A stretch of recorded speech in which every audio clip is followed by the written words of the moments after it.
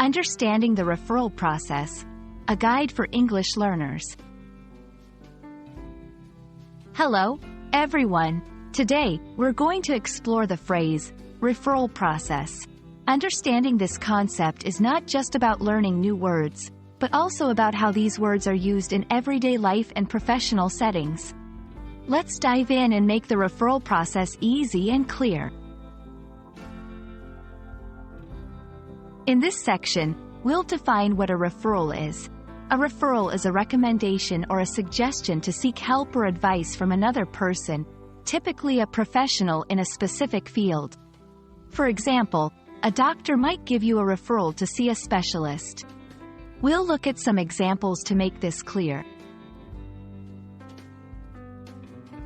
Now, let's talk about the process part. The referral process involves several steps, starting from identifying the need for a referral to the actual act of referring, and then the follow-up. We'll break down each step, using simple language and examples to ensure you understand every part of it.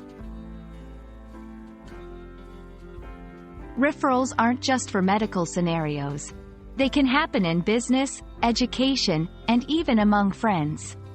In this section, we'll explore how the referral process works in different environments, helping you recognize and use this phrase in various situations. Here, we will learn common phrases and sentences that include referral and referral process. This practical approach will help you get comfortable with using these terms in your daily English conversations. Understanding the cultural context is crucial. Referrals can be seen differently in various cultures.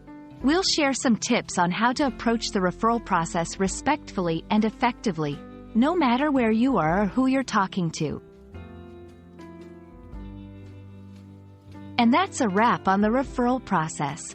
We hope this video has shed light on this important concept and will help you use it confidently in your English conversations. Remember, language learning is a journey, and you're doing great. See you in the next video.